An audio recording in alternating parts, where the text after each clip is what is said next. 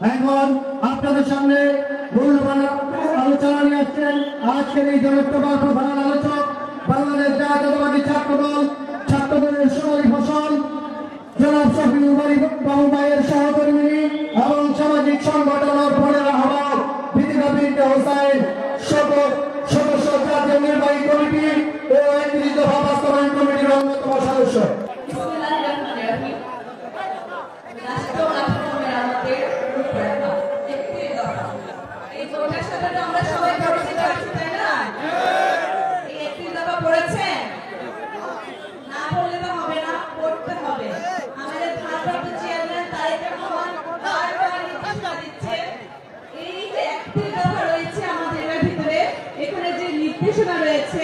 আমাদের তিন নেতা আমাদের শহীদ রাষ্ট্রপতি জিয়াউর রহমান, আমাদের দেশনেত্রী বেগম খালেদা জিয়া এবং আমাদের ভারপ্রাপ্ত চেয়ারম্যান তারেক রহমান এই বাংলাদেশকে নিয়ে আমাদেরকে নিয়ে আপনাদেরকে নিয়ে স্বপ্ন দেখেন আগামী সুন্দর বাংলাদেশ বিনির্মাণে তার সরকারি কাঠামো রূপরেখা এখানেই রয়েছে। শুধু প্রিয় সহযোদ্ধা ভাই বোনেরা, আজকের এই সুন্দর সমাবেশে উপস্থিত হয়েছে নারায়ণগঞ্জের গণমানুষের নেতা আড়াইহাজারের আমাদের নজরুল ইসলাম আজাদ ভাই, উপস্থিত হয়েছেন আজকের সভাপতি এবং আমাদের একজন আলোচক লিটন ভাই সহ অগণিত ভাই বোনেরা আড়াইহাজারের নেতৃবৃন্দ, আসসালামু আলাইকুম। শীতকাল চলছে, বোঝা যাচ্ছে অনেক গরম পড়ছে, আমাদের সিচুয়েশনটা কিন্তু সেরকম। হাসিনা চলে গিয়েছে, কিন্তু হাসিনার স্বৈরাচার বাহিনী প্রাচীর দালালেরা এখনো কিন্তু প্রশাসনের বিভিন্ন রঙে রঙে ছড়িয়ে আছে শুধুমাত্র আবার দুঃশাসন কায়েম করবার জন্য। তো বন্ধুরা, আমাদের ভারপ্রাপ্ত চেয়ারম্যান তারেক রহমান সাম্য, মানবিক, মর্যাদা সম্পন্ন, বৈষম্যহীন বাংলাদেশ গড়ার স্বপ্ন দেখছেন, যে আধুনিক বাংলাদেশ বিনির্মাণ করার জন্য স্বপ্ন দেখছেন। তারই আলোচনা আজকের এই সমাবেশ। আজকের এই সমাবেশ কি কোন রাজনৈতিক বক্তৃতার জন্য? আজকে কি হাসিনা পতন হয়েছে যেন স্লোগানে আনন্দ উল্লাস করবার জন্য? তাহলে কিসের আজকের এই সমাবেশ বলতে পারবেন? প্রশিক্ষণ কর্মশালা, রাষ্ট্র মেরামতের প্রশিক্ষণ কর্মশালা নিয়ে। তা আমরা দেখি, যদি আমরা এখানে চোখ বুলাই, আমরা অবশ্যই কিন্তু বাসায় গিয়ে এগুলো করতে হবে। কারণ আমাদের ভারপ্রাপ্ত তারেক রহমান বলেছেন, এখন আর কিন্তু আগে যে ওই যে দামি নির্বাচন হতো, আমি আর দামি নির্বাচন, নিষিদ্ধতা নির্বাচন কিংবা নির্বাচনের ভোটের আগের দিনে বাসায় বাসায় গিয়ে ১,০০০ টাকা হাতে গুঁজে দেওয়া হতো, ৫০০ টাকা ঘুরে দেওয়া হতো, একটা বিরিয়ানির প্যাকেট দেওয়া হতো, এভাবে ভোট কিনে নেওয়া হতো। আমরা কিন্তু সেই রকম নির্বাচন ব্যবস্থা আর চাই না। আমরা কি চাই? মানুষকে সচেতন করে, মানুষকে এই রাষ্ট্র কাঠামো, আমাদের অধিকার, আমাদের রাষ্ট্রের অধিকার সম্পর্কে সচেতন করে আমাদেরকে, তারপরে আমাদের ভারপ্রাপ্ত চেয়ারম্যান বলেছেন, তারপর আপনাদের যাকে পছন্দ হয় তাকে আপনারা নির্বাচন করবেন। এরকম উদার গণতান্ত্রিক নেতা কি আর কোথাও পেয়েছেন? সেজন্য আমাদের কি করতে হবে? আমাদের ভারপ্রাপ্ত চেয়ারম্যান যে দূরে বসে আছেন, এত কষ্ট করছেন সারাক্ষণ, তার আদর্শ বাস্তবায়নের জন্য আমাদের ৩১ দফা যেটা পড়বো, প্লিজ আপনারা পড়বেন এবং আপনাদের বন্ধু বান্ধব পাড়া মহল্লায় ওয়ার্ডে ক্যাম্পাসে যেখানে যেখানে আছে আমাদের যে সুন্দর সুন্দর প্রশিক্ষণ কর্মশালা আছে এবং আমাদের রাষ্ট্র নির্মাণের জন্য যে কর্মসূচি আছে, রাষ্ট্র পরিচালনার সুযোগ পেলে সেগুলো সবার কাছে প্রচার করবেন। প্রথমে যে সংবিধানে রয়েছে ১ নম্বরে অনুচ্ছেদে সংবিধান সংস্কার কমিশন গঠন। এখানে বলা হয়েছে মূলত একটি সরকার যদি তত্ত্বাবধায়ক সরকার ব্যবস্থা করে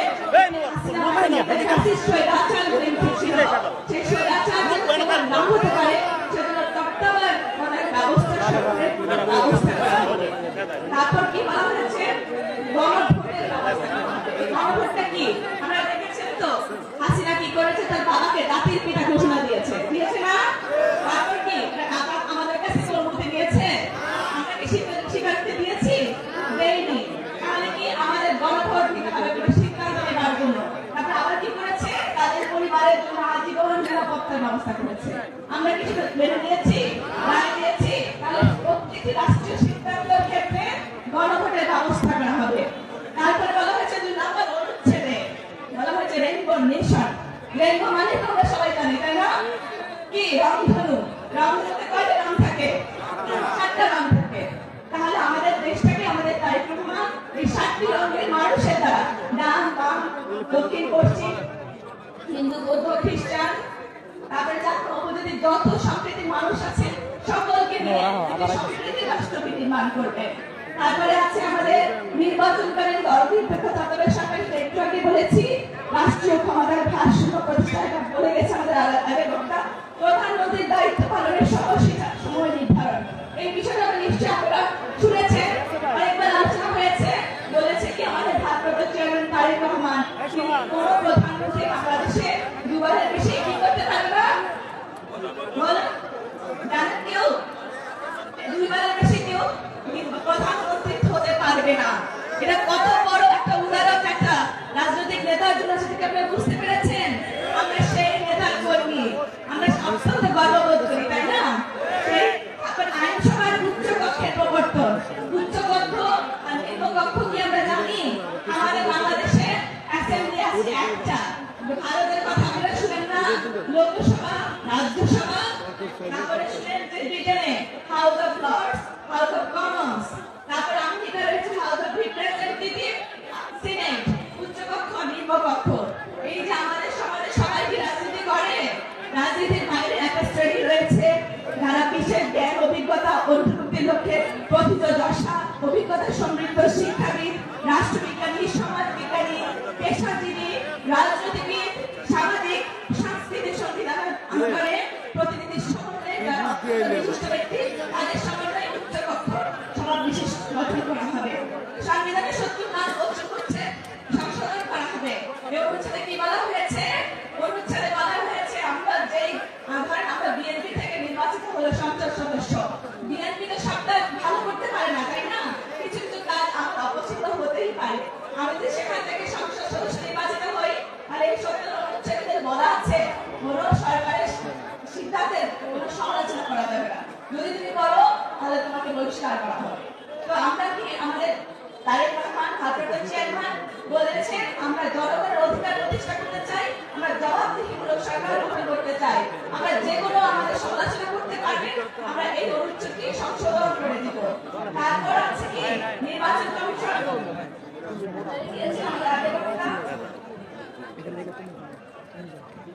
মিডিয়া কমিশন।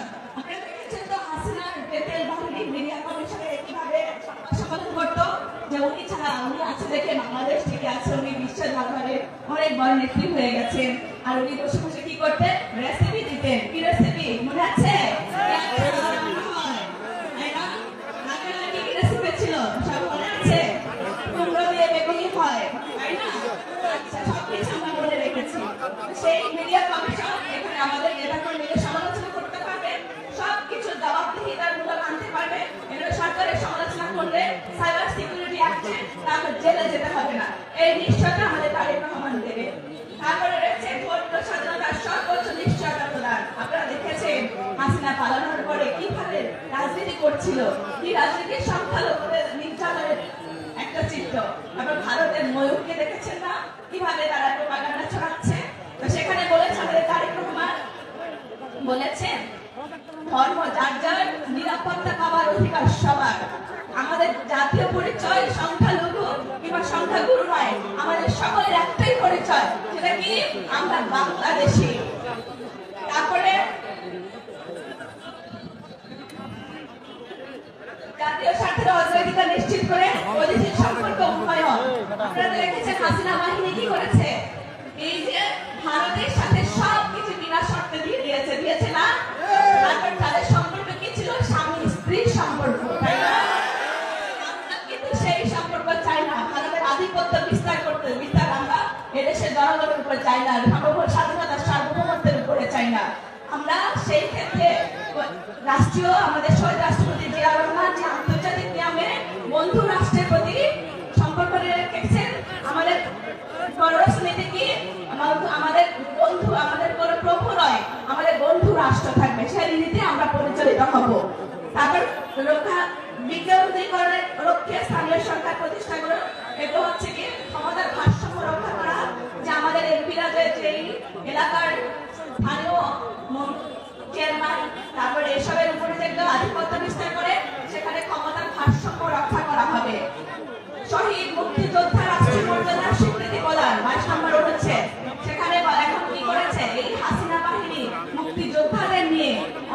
রাজনীতি করেছে না, শুধু শুধু নিজেদের কোনো রাজা মুক্তিযোদ্ধা করেই নাই, তাদের সার্টিফিকেট দিয়ে নানান সুবিধা তারা গ্রহণ করেছে। এমন একটা প্রোগ্রাম আমরা দেখেছি, মুক্তিযোদ্ধাদের জন্য প্রোগ্রাম, সেখানে মুক্তিযোদ্ধারা দাঁড়িয়ে আছেন, ছাত্রলীগের ছেলেরা পায়ের উপর হাত তুলে বসে আছে। এমন বাংলাদেশকে আমরা চাই? আমরা সেই বাংলাদেশ চাই না, আমরা মুক্তিযোদ্ধাদের যথাযথ সম্মান প্রদর্শন চাই। তারপরে সবচেয়ে ইম্পর্টেন্ট বিষয় আজকে আমাদের নারীদের, এখানে নারীরাও আছে, নারীদের জন্য যে ক্ষমতায়ন, সেটা কিন্তু একটা হিস্টোরিক্যাল অনেক বড় একটা বিষয়। সেটা আমাদের শহীদ রাষ্ট্রপতি জিয়াউর রহমান করেছেন, খালেদা জিয়া করেছেন, এবং আমাদের ভারপ্রাপ্ত চেয়ারম্যান তারেক রহমানও অনেক সুন্দর একটা এজেন্ডা বাস্তবায়নের জন্য পরিকল্পনা করছে। যেটা আপনারা জানেন, আজকে আমাদের আজকে সময় সংক্ষিপ্ত, আমরা শুধু আমাদের তারেক রহমানের ট্যাগটাই আপনাদেরকে জানাচ্ছি। আপনাদের জন্য একটা ফ্যামিলি কার্ডের ব্যবস্থা করেছেন, সেটা ইতিমধ্যে নিশ্চয় আপনারা জেনেছেন। ফ্যামিলি কার্ড সম্পর্কে কি আপনাদের ধারণা রয়েছে? আচ্ছা, আমি বলাচ্ছি। ফ্যামিলি কার্ডের মাধ্যমে একজন নারীদেরকে ক্ষমতায়ন যে অধিষ্ঠিত করার জন্য প্রক্রিয়া সেটি তিনি গ্রহণ করেছেন। একটি পরিবারের যে স্ত্রী কিংবা মায়ের নামে একটি ফ্যামিলি কার্ড হবে। মাসিক বাজার খরচ যদি ৮,০০০ টাকা হয়, সেখানে আমাদের ভারপ্রাপ্ত চেয়ারম্যান তারেক রহমান যদি রাষ্ট্র পরিচালনার সুযোগ পেয়ে থাকে, তাহলে আপনাকে সেখানে প্রতি মাসে ৩,০০০ টাকার সাবসিডি দিবে। সেই ৩,০০০ টাকার বাজার খরচ থেকে আপনি যদি বাঁচিয়ে সে টাকা আপনি কি করতে পারেন, আপনার সন্তানের চিকিৎসার জন্য, উন্নত শিক্ষার জন্য ব্যয় করতে পারেন। আবার কখনো আপনি সেই অর্থ সঞ্চয় করে ১ বছর, ২ বছর, ৩ বছর করে একটা বিগ অ্যামাউন্ট করে আপনি একটা ভালো উদ্যোক্তা তৈরি হতে পারেন, আপনার ফ্যামিলির জন্য বড় কোনো বাজেটের জন্য খরচ করতে পারেন। আমাদের তারেক রহমান বলেছেন এই ফ্যামিলি কার্ডের অন্তর্ভুক্ত হবে, একজন মসজিদের ইমাম হতে পারবে, এই ফ্যামিলি কার্ড পাবেন, ডিসি পাবেন, এসপি পাবেন, ইভেন তারেক রহমানের পরিবার ওই ফ্যামিলি কার্ডের অন্তর্ভুক্ত হতে পারবে। যার যার প্রয়োজন হবে সে ফ্যামিলি কার্ডটা ইউজ করবে, যে তার প্রয়োজন হবে না সে ইউজ করবে না। তারপর আছে চাহিদা ও জ্ঞানভিত্তিক শিক্ষা ব্যবস্থা বাস্তবায়নের মাধ্যমে ভবিষ্যতের চ্যালেঞ্জ মোকাবেলার সক্ষম শিক্ষিত জনগোষ্ঠী গড়ে তোলা। আপনারা ইতিমধ্যে জেনেছেন আমাদের শিক্ষা ব্যবস্থাকে ধ্বংস করে দিয়ে হাসিনা কিভাবে আমাদের স্কুলে কি শেখাতো, কিভাবে আলু ভাজি করা হয়, কিভাবে ডিম ভাজা হয়, কিভাবে বিছানা গোছানো হয়। মানে কি তাদের উদ্দেশ্যটা দেখেছেন আপনারা কত ষড়যন্ত্রমূলক। তারা আমাদের মেধাবী ছাত্র ছাত্রীদের মেধাকে নষ্ট করে একটা কাজের লোক শ্রেণীর লোক জেনারেশন বানাতে চেয়েছে। আর এর উদ্দেশ্য কি, যেন এই জেনারেশনটা তাদের মেধা শক্তি ক্ষয় করে ফেলে, তাদের আত্মমর্যাদা নষ্ট করে ফেলে এবং ভারতের আধিপত্যবাদ সহজে তারা বরণ করে দিতে পারে। আধিপত্যবাদ বিস্তার করবার জন্য আমাদের মেধাবীদেরকে, আমাদের শিক্ষা স্তরকে ধ্বংস করাই ছিল সবচেয়ে বড় লক্ষ্য তাদের। আর আমরা জানি শিক্ষা এই জাতির মেরুদণ্ড, আর সেই মেরুদণ্ড যদি একবার ভেঙে দেওয়া যায় সেই জাতিটা কখনোই আর উঠে দাঁড়াতে পারবে না। তো এই ষড়যন্ত্র ছিল ভারতের আগ্রাসনবাদী বাংলাদেশের প্রতিষ্ঠিত হবার বিরুদ্ধে। আমাদের তারেক রহমান সেই বিষয়টাকে বলেছেন, আমরা শিক্ষার্থীদের সর্বোচ্চ অগ্রাধিকার দেব। শিক্ষাক্ষেত্রে অগ্রাধিকার মানে হচ্ছে নতুন নতুন দালান কোঠানো, ভালো মানের মেধাবী শিক্ষক নিয়োগ করা, যেন আমরা আমাদের ছাত্রছাত্রীরা যে শিক্ষার মাধ্যমে ভালো কিছু শিখে জাতিকে ভালো উন্নত জাতিতে পরিণত করতে পারে। এবং পাশাপাশি আমাদের তারেক রহমান প্রত্যেকটা স্টুডেন্টের জন্য প্রত্যেকটা স্কুলে বাংলার পাশাপাশি ইংরেজি, ফ্রান্স এবং আরো একটি ভাষা যার যেটা পছন্দ হবে সেই ভাষাকে অগ্রাধিকার দেবে, যেন সে কোনো বিদেশে যখন পড়তে যায় তার জন্য কোনো অসুবিধা না হয়। এবং খেলাধুলার জন্য এবং স্পোর্টসের জন্য এবং গান বাজনা, গিটার, গান যার যেটা শুনতে ইচ্ছা করবে সেগুলো করবে। আর এই ক্ষেত্রে ব্যাপক একটা কর্মসংস্থানের সুযোগ সৃষ্টি হবে। সেখানেও কিন্তু আমাদের নতুন নতুন ভাইদের কর্মসংস্থান হবে, নারীদেরকেও সেখানে প্রাধান্য দেওয়া হবে স্কুল টিচারের জন্য। সবার জন্য স্বাস্থ্য, এই নীতি তিনি যখন লন্ডনে আছেন তিনি দেখেছেন সেখানে সরকার প্রত্যেকটা জনগণের জন্য স্বাস্থ্যকে কিভাবে সুরক্ষিত করছে। সেখানেও তিনি আমাদেরকে এই পল্লী চিকিৎসক নিয়োগ দিবেন। প্রত্যেকটা যে পল্লী গ্রামে গ্রামে ১ লক্ষ যদি পল্লী চিকিৎসক নিয়োগ দেন, সেখানে ৭০,০০০ থাকবে নারী কর্মী। এই নারী থেকে কেন নিয়োগ দেওয়া হয়? কারণ তারা সহজে মানুষের ঘরের ভিতরে ঢুকে যে কোনো মানুষকে পরামর্শ দিতে পারে। আমি আমাদের আর অন্য সব যে সংবিধানের অনুচ্ছেদগুলো আছে আমাদের আগের বক্তা সব বলে গিয়েছেন, আমাদের একটাই অনুরোধ, আমরা আজকে অনেক সুন্দর একটা পরিবেশ আমরা এখানে দেখতে পেরেছি, অনেক গ্যাদারিং হয়েছে, এখানে অনেক জনপ্রিয় আমাদের রাজব ভাই, আলহামদুলিল্লাহ। আপনাদের সবার কাছে অনুরোধ, আমাদের ভারপ্রাপ্ত চেয়ারম্যান তারেক রহমান আগামী সুন্দর বাংলাদেশ বিনির্মাণের যে স্বপ্ন দেখছেন, এই একত্রিত হওয়ার ভিত্তিতে এগুলো আমরা সবাই একটু মনোযোগ দিতে পারব। এর বাইরে রাষ্ট্র পরিচালনার জন্য আর কোনো ভালো বিকল্প হতে পারে না। সবাই ভালো থাকবেন, সবার জন্য শুভকামনা। আল্লাহ হাফেজ। বাংলাদেশ জিন্দাবাদ।